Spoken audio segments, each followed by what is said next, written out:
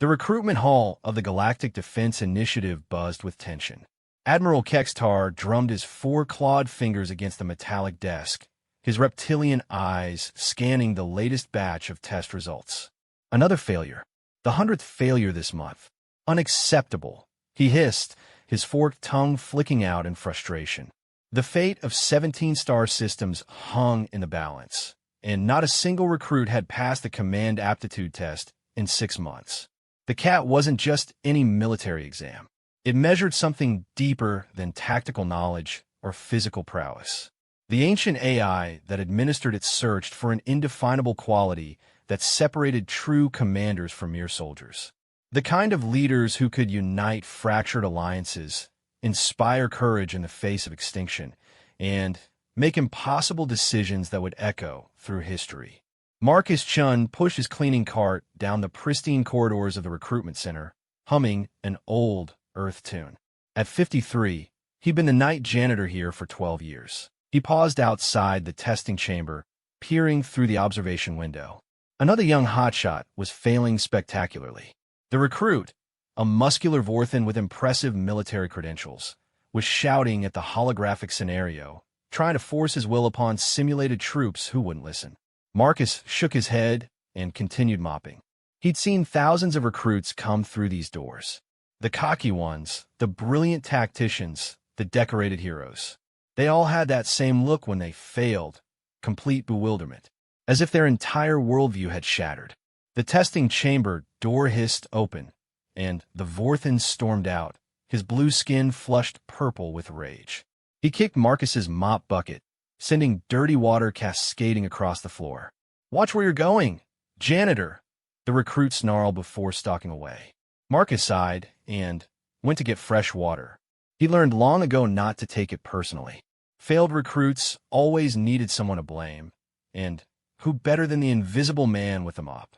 Inside the command center, Admiral Kextar was having a heated discussion with his senior staff. The holographic displays showed dire projections. The Devourers were advancing faster than anticipated. Their biomechanical fleets consumed entire planets, converting all matter into more ships. At the current rate, they would reach the core worlds within 18 months. "We need commanders, not just soldiers," insisted Commander Yasi, her feathers ruffling with agitation. "The Devourers adapt to conventional tactics within hours. We need leaders who think differently." "Then, lower the test standards," suggested General Thrawn, his cybernetic eye whirring as it focused. "We're being too selective." "The AI won't allow it," Kextar replied. "The test parameters were set by the ancients themselves. We cannot override them." The conversation continued in circles, each option more desperate than the last. Draft civilians, conscript prisoners, clone their existing commanders. Nothing seemed viable. Meanwhile, Marcus was dealing with a different kind of crisis. The coffee machine in the staff break room had jammed again. He carefully dismantled the mechanism, located the blockage, and had it running smoothly within minutes. Such mechanical problems were simple compared to people problems. He remembered his daughter asking him once why he didn't aim higher in life. Marcus had laughed and told her that keeping things clean and running smoothly was its own form of success. Not everyone needed to be a hero. Someone had to make sure the heroes had clean floors to walk on and working coffee machines to keep them alert. The next morning brought chaos. During the night shift, the testing chamber's primary AI core had suffered a critical malfunction. The quantum processors that evaluated recruits had partially fused, creating unpredictable errors in the system. "How long for repairs?" Admiral Kextar demanded. The technical team looked grim. 3 weeks minimum.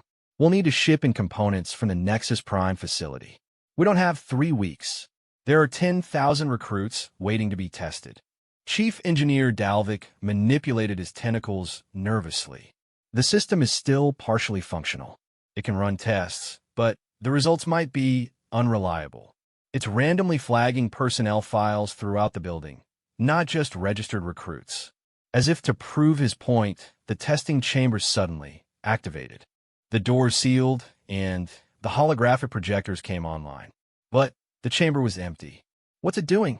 Kextar asked.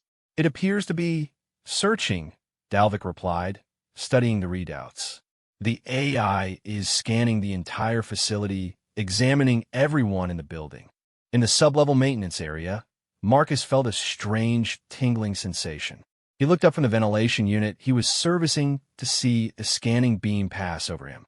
The building's security systems didn't usually scan this deep. He shrugged and returned to work. The ventilation system had been struggling lately, probably from all the stress pheromones the failed recruits kept pumping out.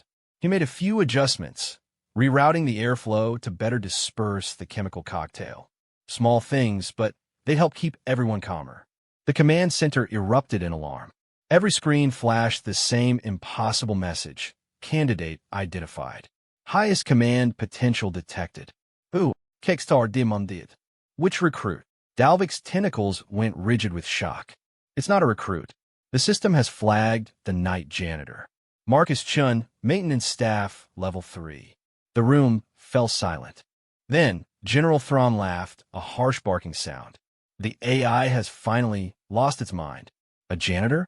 This is absurd. But Admiral Kextar wasn't laughing. He pulled up Marcus Chen's file. 12 years of service.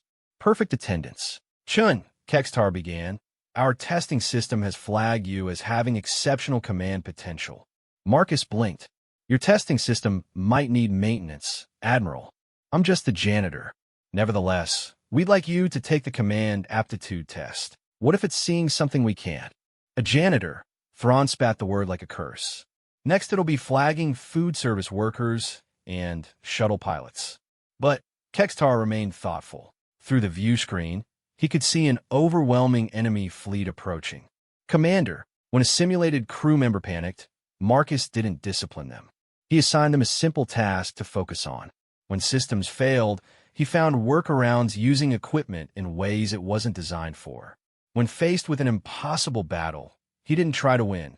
He figured out how to not lose long enough for something to change. Outside the chamber, the command staff watched in fascination. The scenarios that had broken hundreds of elite recruits seemed almost trivial in Marcus's hands. He's not commanding them, General Thrawn observed, his hostility fading to confusion. He's maintaining them, like they're machines that need adjusting. No, Admiral Kextar corrected softly. He's treating them like people. Watch how he remembers their names after hearing them once. See how he positions himself. Never above them, always among them. The test reached its climax, the scenario that had broken every recruit. The impossible choice. Save 1 billion civilians by sacrificing your crew, or save your crew and watch worlds burn. Every recruit had agonized over the decision. Most chose the civilians and watched their crew's faith shatter. Some chose their crew and carried the guilt forever. Marcus looked at the scenario parameters. Then, he did something unprecedented. Communications, he said. Open a channel to the enemy fleet. Sir, they won't. They're not monsters, Marcus interrupted gently. They're people making decisions, same as us. Open the channel. The simulation paused. This wasn't in its parameters. No recruit had ever tried to talk to the enemy in this scenario. The AI processed furiously, then adapted. A hostile alien appeared on screen, its features designed to inspire terror. You dare communicate, human? You will watch your worlds burn. Marcus nodded. Probably. But before that happens, can I ask you something? What's your name? The alien blinked, caught off guard. I am War Commander Zekval of the... Nice to meet you, Zekval. I am Marcus. Here's what I'm thinking. This battle is going to be messy. You'll win, eventually, but it'll cost you ships and soldiers. People with families. Same as mine have families. So before we start killing each other, I wanted to ask, what do you actually want? We want your resources. Your worlds. Okay, which resources specifically? Maybe we can work something out. The command staff watched in amazement as Marcus turned a battle scenario into a negotiation. Not through clever diplomacy or manipulation, but through the simple act of treating the enemy commander as a person with problems to solve. The simulation couldn't process this approach. It kept trying to force conflict, but Marcus kept finding ways to humanize both sides. Eventually, the test simply ended. The chamber door opened. Marcus stepped out, looking uncertain. How did I do? He asked. The test just kind of stopped. Did I break it? Before anyone could answer, every screen in the facility lit up with the same message. Command aptitude test complete. Result: perfect score. Recommended for immediate advancement to Fleet Admiral. The silence that followed was deafening. Marcus was the first to speak. There must be some mistake. I don't know anything about being an admiral. The test doesn't lie. Admiral Kextar said slowly. In 500 years, no one has achieved a perfect score. Not even the legendary commanders of the Unity Wars. But I'm just a janitor, Kextar finished. Who just showed us what we've been missing. We've been looking for warriors, tacticians, heroes. But what we needed was someone who sees people as problems to be solved, not resources to be commanded. Over the following days, as news of the janitor who scored perfectly spread through the facility, Marcus found himself at the center of a storm he didn't understand. High-ranking officers wanted to meet him. Failed recruits demanded to know his secret. The media clamored for interviews. Marcus handled it all the same way he'd handle the test. One problem at a time. When overwhelmed officers came to him, he listened. When angry recruits confronted him, he offered them coffee and a chance to talk. When reporters asked for his secret, he told them the truth. He didn't have one. I just try to keep things running smoothly, he explained to yet another baffled journalist. Whether it's a ventilation system or a starship crew, everything works better with proper maintenance. But the real test came when Admiral Kextar formally offered him a commission. We need you, Marcus. The Devourers are coming. Conventional tactics have failed. Traditional commanders can't adapt fast enough. But you see solutions where others see only problems. Marcus sat in the Admiral's office, the same office he'd cleaned countless times. He thought about his simple life, his comfortable routine, the satisfaction of honest work. Then he thought about the failed recruits he'd watched over the years. Good people, broken by a test that measured the wrong things. He thought about the coming war and all the lives that would be lost to rigid thinking and inflexible command structures. I'll do it on one condition, Marcus finally said. Name it. I keep my janitor position too.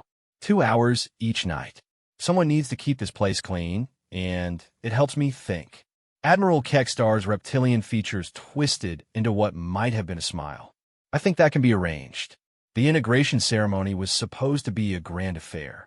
Admirals from 17 different species had gathered to witness the unprecedented appointment of Marcus Chun, the janitor who had achieved the impossible.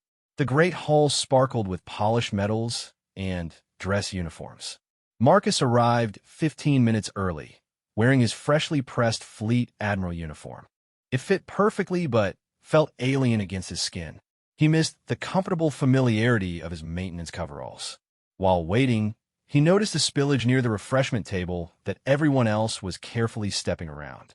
Without thinking, he grabbed a nearby cloth napkin and cleaned it up. Several junior officers stared in shock as their new Fleet Admiral got on his hands and knees to wipe the floor. Sir, one ventured nervously. You don't have to. Marcus looked up and smiled. A mess is a mess. Rank doesn't change that. The ceremony proceeded with military precision. Marcus stood where they told him, repeated the oaths they gave him, and accepted the insignia of his impossible new rank. But his mind was elsewhere, processing the morning intelligence briefings he'd received. The Devourers were accelerating their advance. 3 more systems had gone dark in the past week. The biomechanical fleet seemed to anticipate and counter every strategy before it could be implemented. Conventional warfare was failing on every front. After the ceremony, Marcus was escorted to Strategic Command. The war room was a marvel of technology.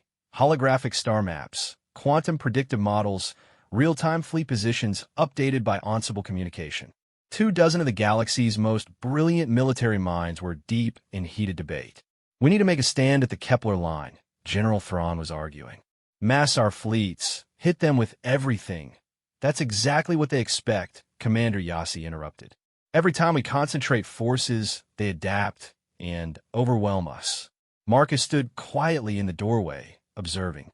The argument continued for 20 minutes, growing more heated and less productive. Finally, someone noticed him. Fleet Admiral on deck. The room snapped to attention. Marcus waved them down. Please continue. I'm just here to learn. Sir, Admiral Kextar stepped forward.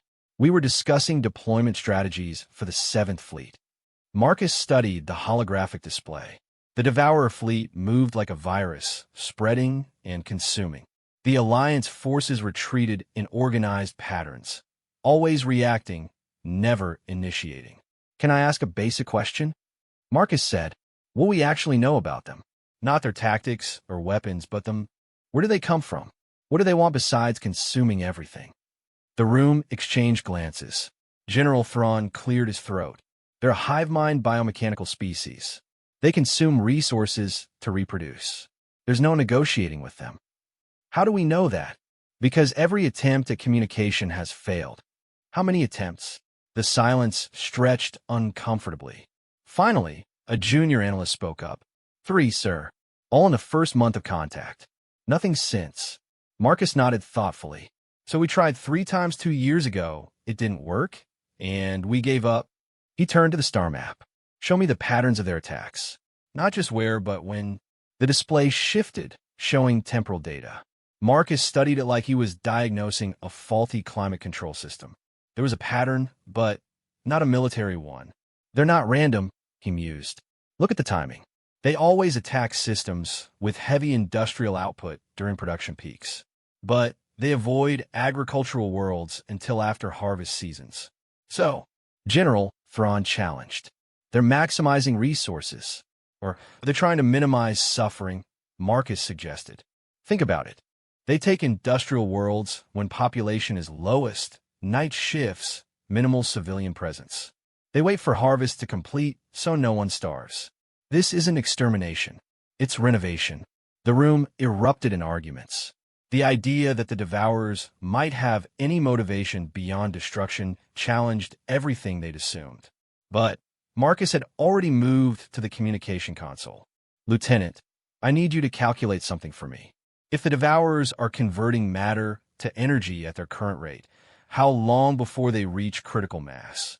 The officer's fingers flew over the controls. At current consumption, approximately 14 standard months.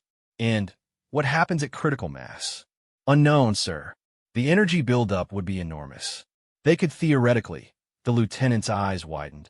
Sir, they could undergo stellar ignition, become a living star. The room fell silent. Marcus turned back to the assembled officers. What if they're not invading? What if they're trying to evolve? And what if our resistance is forcing them to consume more faster because they're running out of time? That's pure speculation, General Thrawn protested. Yes, it is, Marcus agreed.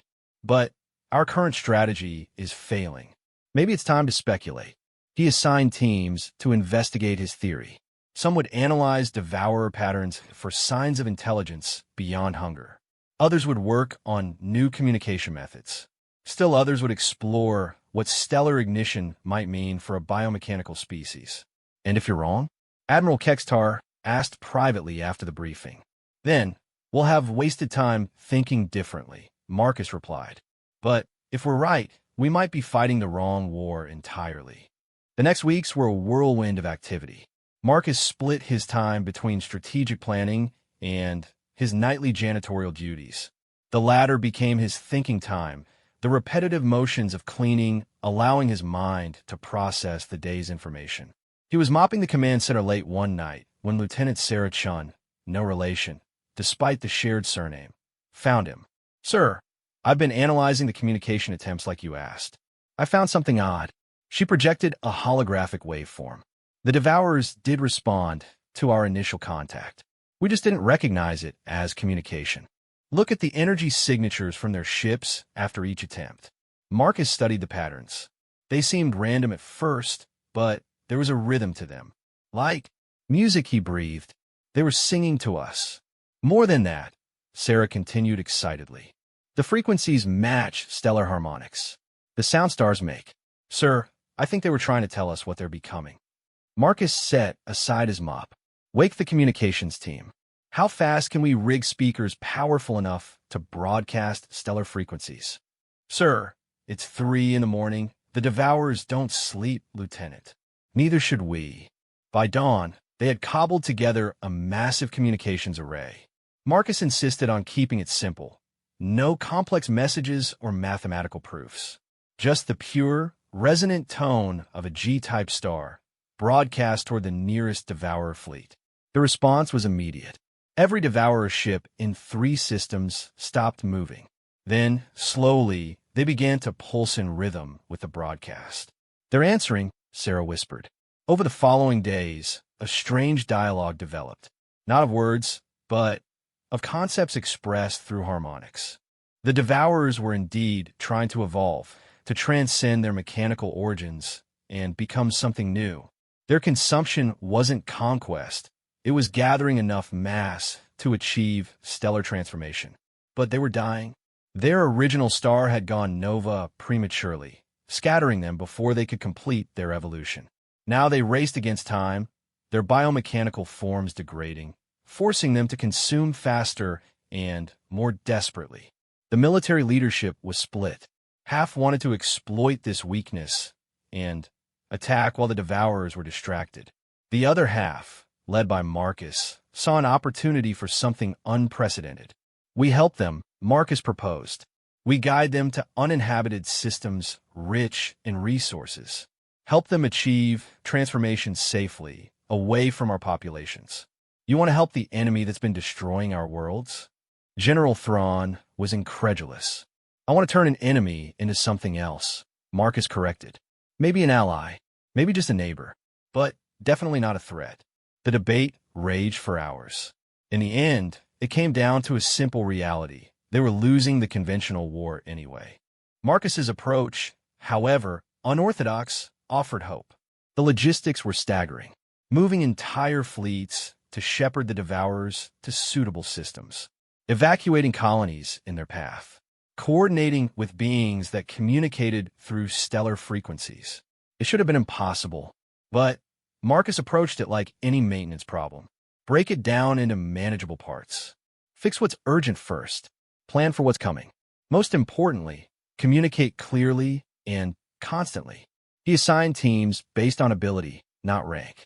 Junior officers with gift for pattern recognition found themselves leading senior commanders. Engineers worked alongside diplomats. Even civilians were brought in, miners who understood resource extraction, artists who could interpret the Devourer's harmonic language. "Sir," Commander Yassi observed, "you're dismantling centuries of military hierarchy." "I'm fixing what's broken," Marcus replied. "Hierarchy is a tool. When a tool doesn't work, you find a better one." The transformation was not without problems. Some Devourer factions, too damaged to complete evolution, turned savage in their desperation. Others misunderstood the Alliance's intentions and attacked the very ships trying to help them. Each setback brought calls to abandon the plan and return to conventional warfare. But Marcus persisted with the patient determination of someone who'd spent years fixing the same broken coffee machine. You didn't give up just because the first solution didn't work. You tried something else. The breakthrough came from an unexpected source. Private Thompson, a failed recruit who'd been assigned to sanitation duty, noticed something while cleaning the communications array. The Devourer's harmonics left residue on certain frequencies, fragments of memory encoded in sound. "Sir, I think they're trying to share their history with us," Thompson reported. "Each pulse contains data about their past." Marcus immediately put Thompson in charge of a team to decode these memories. What they found changed everything. The Devourers weren't conquerors or even a separate species in the traditional sense. They were the evolutionary endpoint of hundreds of different races who had chosen technological synthesis to survive their own dying worlds. Each consumption wasn't destruction. It was an invitation to join their collective journey towards stellar transcendence. "They're not killing worlds," Marcus explained to the assembled leadership. "They're offering them a choice. Join the collective or be left behind as they pass through." "A choice at gunpoint is no choice," General Thrawn argued. "Unless the alternative is extinction anyway," Marcus countered. "How many of those consumed worlds were already dying? How many species chose synthesis over oblivion?" The evidence, once they knew what to look for, was overwhelming. The Devourers targeted dying systems, worlds on the brink of ecological collapse or stellar decay. They offered a form of survival, even if it wasn't traditional life. This revelation shifted the entire paradigm. The Alliance wasn't fighting an invasion. They were witnessing an exodus. The Devourers were refugees from entropy itself, seeking enough mass to birth themselves into a new form of existence. Marcus proposed something radical: voluntary synthesis. Worlds that were dying anyway could choose to join the Devourers, adding their mass and consciousness to the collective. In exchange, the Devourers would bypass healthy systems entirely. "You're asking us to feed them our own people," Admiral Kextar said quietly. "I'm offering dying worlds a different kind of survival," Marcus corrected, "and giving healthy worlds a chance to live without fear." The first volunteer was Kelver 3, a mining world whose sun was entering its red giant phase. The population had already been preparing for evacuation, but many elderly residents refused to leave their ancestral home. Marcus personally oversaw the process. Instead of violent consumption, it became almost ceremonial. The Devourers sent emissaries, smaller biomechanical constructs that could communicate more directly. They explained the process, the choice, the potential. 3/4 of Kelver 3's population chose synthesis. They walked into transformation chambers, their consciousness merging with the collective while their physical forms were converted to energy. Those who chose to leave were evacuated without interference. "How does it feel?" Marcus asked one of the volunteers, an elderly miner named Jorik. The old man smiled. "Like I'm becoming part of something larger. My atoms will help birth a star. My thoughts will join a chorus billion strong. It's not death, Admiral. It's graduation." The success at Kelver 3 opened floodgates. Dozens of dying worlds requested synthesis. The Devourers, no longer forced to consume indiscriminately, became more selective and gentle in their approach. They even began sharing technology, offering solutions to worlds that could still be saved. But the most profound change was in the Alliance military itself. Marcus's approach, treating every problem as maintenance rather than warfare, had revolutionized their structure. Rigid hierarchies gave way to flexible teams. Communication replaced commands. Problems were solved, not conquered. "You've destroyed everything military tradition stands for," General Thrawn told Marcus one evening. The old soldier's tone was unreadable. "I know," Marcus replied simply. "I'm sorry if that hurts." But the old ways were failing. Thrawn was quiet for a moment. Then, unexpectedly, he smiled. "My grandfather was a maintenance engineer. He used to say the best solution was usually the simplest one. I think he would have liked you." The transformation of the Devourers took months. Marcus coordinated the massive effort like he was servicing a galactic-sized machine. Each moving part had to work in harmony. Every system needed monitoring. When problems arose, they were fixed promptly before they could cascade. He still cleaned floors 2 hours each night. It had become legendary among the troops, their fleet admiral pushing a mop, unclogging drains, fixing coffee machines. Some saw it as eccentric. Others understood it as Marcus did, a form of meditation, a reminder that no task was beneath anyone. One night, Sarah Chun found him replacing air filters in the command center. "Sir, why do you really do this?" "The cleaning." Marcus paused, considering. "When I was young, I wanted to be important. Make a big difference. Then, I realized that keeping things working smoothly is important. Maybe the most important thing. Whether it's a ventilation system or a galactic alliance, the principle is the same. Maintain what works. Fix what doesn't. Clean up messes before they get worse." And the Devourers? They were a mess. They were a broken system causing damage. So he fixed it. Not by destroying it, but by understanding what it was trying to do and helping it work properly. The night of the transformation arrived. Across 17 systems, the Devourers had gathered enough mass. The collective consciousness of trillions of beings, both original Devourers and those who had chosen synthesis, prepared for their final evolution. Marcus stood on the observation deck of the Alliance flagship, surrounded by admirals, generals, and dignitaries from 100 worlds. But also present were maintenance staff, junior officers, and failed recruits who had found new purpose in his restructured fleet. Are we sure about this? Kextar asked. Once they transform, they'll be beyond our understanding. A living star with the consciousness of trillions. That's the point, Marcus replied. They're graduating to something we can't comprehend. Our job was just to help them get there safely. The transformation began at midnight, ship time. Across the void, the massive Devourer collective began to compress. Energy patterns that had once been ships, planets, and people swirled together in a cosmic dance. The harmonics they broadcast shifted from stellar frequencies to something deeper, the resonance of space-time itself. It was beautiful and terrifying, a birth and a death, an ending and a beginning. Then, where the Devourer fleet had been, a new star ignited. But this was no ordinary star. Its light pulsed with intent. Its radiation carried whispers of consciousness. It was alive in ways that defied conventional understanding. The newborn star broadcast a final message, translated by the communication teams who had learned to interpret their harmonics. Thank you for understanding. Thank you for maintaining us through our broken phase. We go ahead to prepare the way. When your time comes to transcend entropy, we will remember those who helped us. The janitor who saw us not as enemies, but as a system needing repair. Until the stars burn cold and consciousness finds new forms, farewell. The star pulsed once more, then settled into stable fusion. But those who knew what to look for could see the difference. This star's light carried information.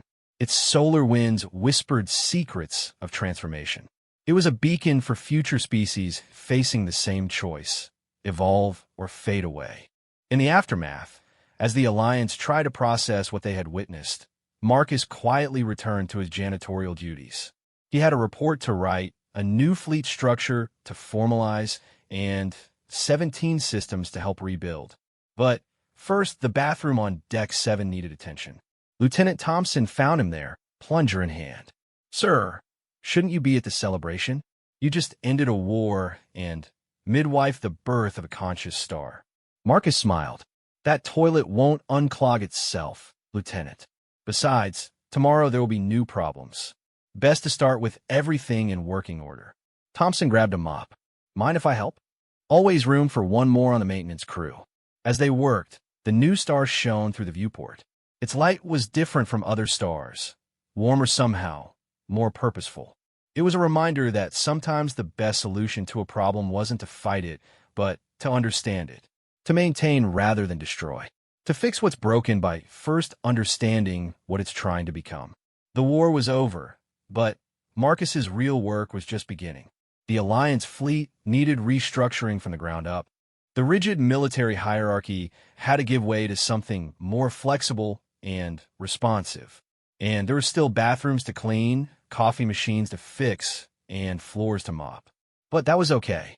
Marcus had learned long ago that the big problems and the small ones require the same approach, patience, understanding, and the willingness to get your hands dirty.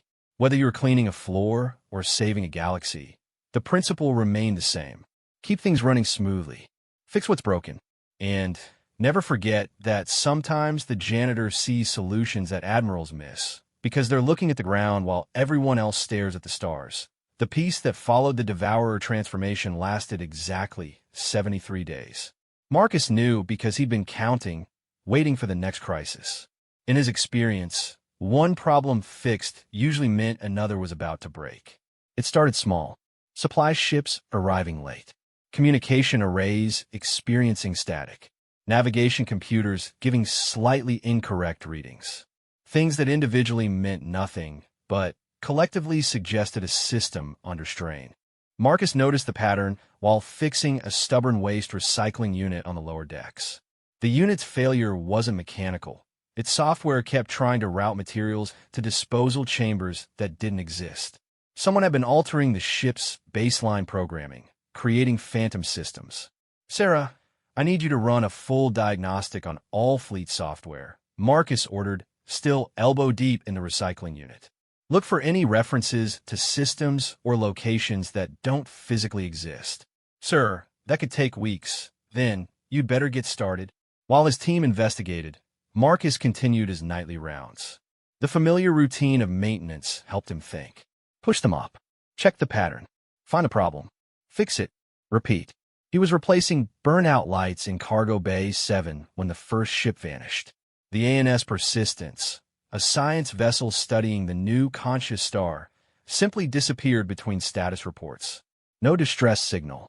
No liberty. Just gone. The military leadership convened in emergency session. General Thrawn, now Marcus's strongest supporter, presented the facts. No signs of attack. No spatial anomalies.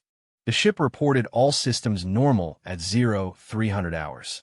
At 0400, they missed their check-in. Scout ships found nothing. Could the conscious star be involved? Someone suggested. Perhaps the Devourers aren't as transformed as we thought. Marcus shook his head. The star's emissions have been consistent since transformation. This is something else.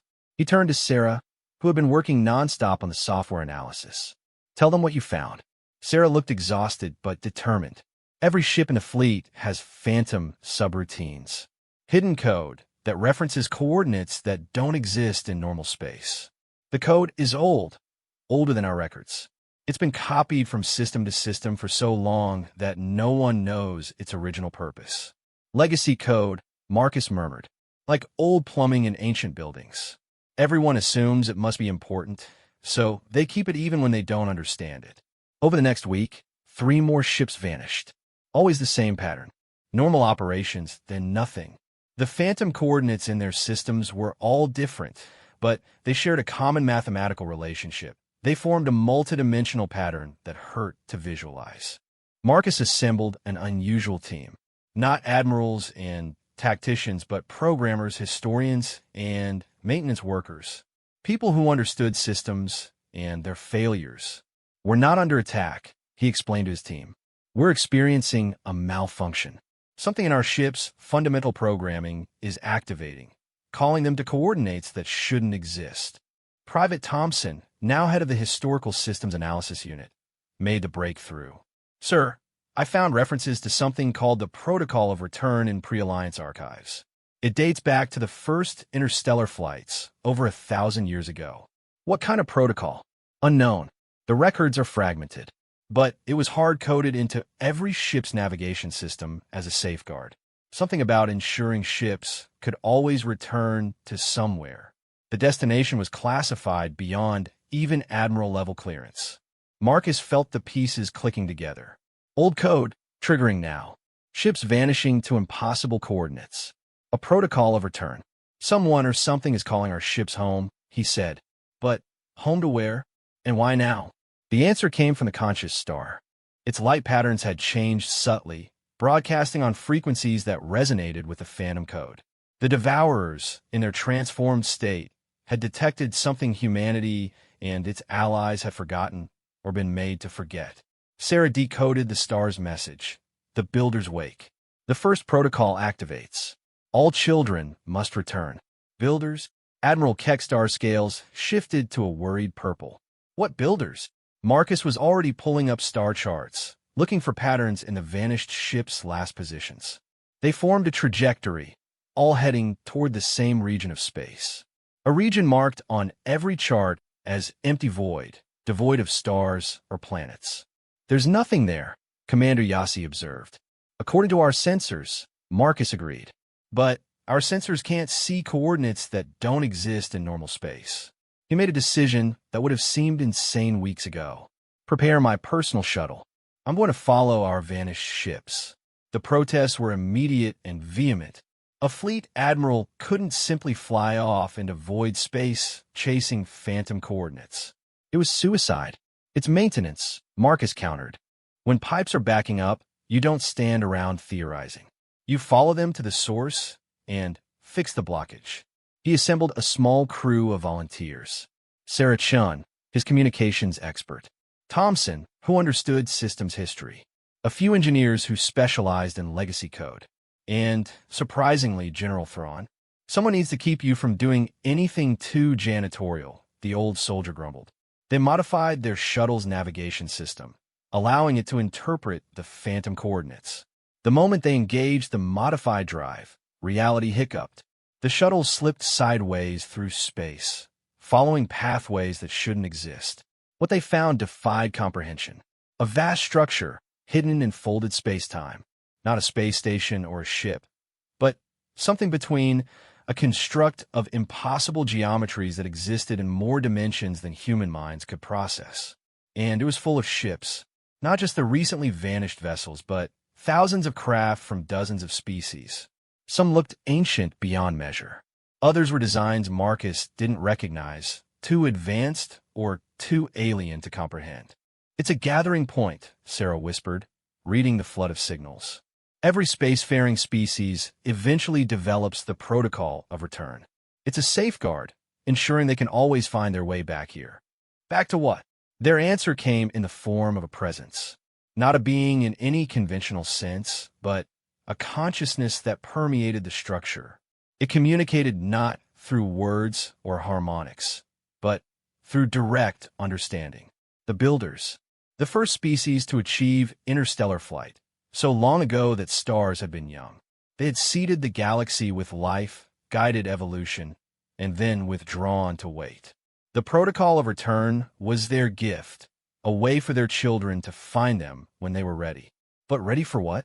Marcus stood in what passed for the structure's heart, surrounded by representatives of 1,000 species. All had been called. All had come.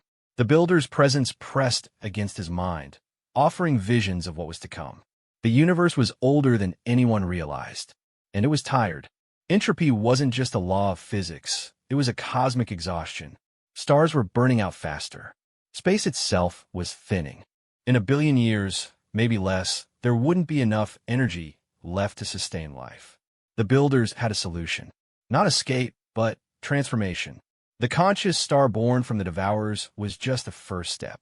They were offering every sapient species the same choice: remain in a dying universe or help build a new one. "You want us to abandon our reality?" General Thrawn's mental voice was thick with disbelief. "Not abandon. Transcend.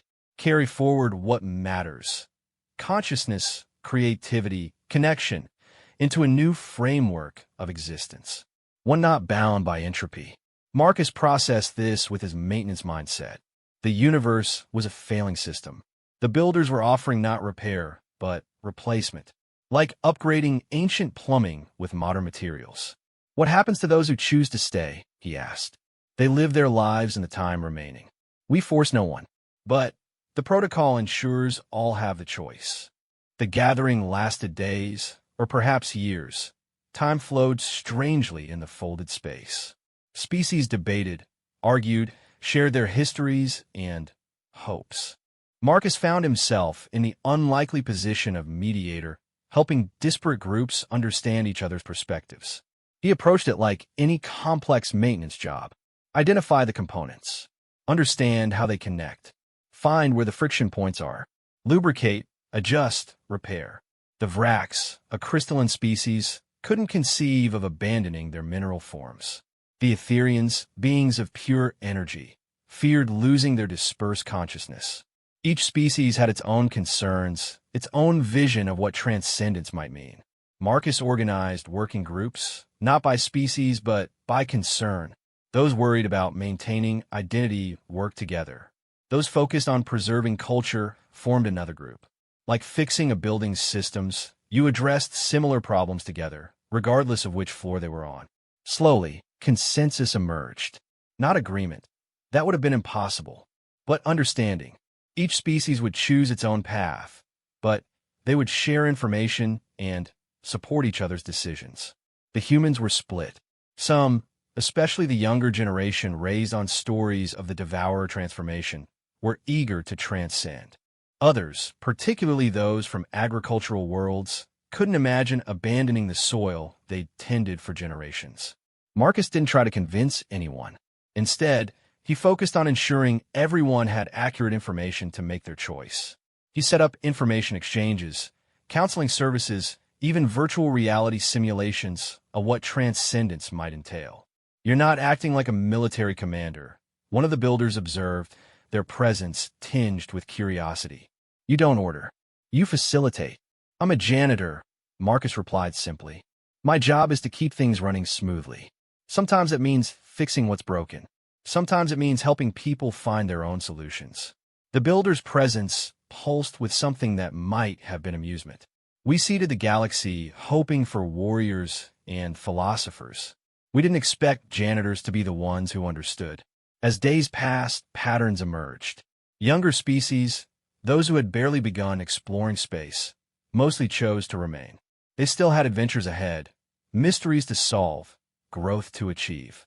Older species, those who had seen stars born and die, were more inclined toward transcendence.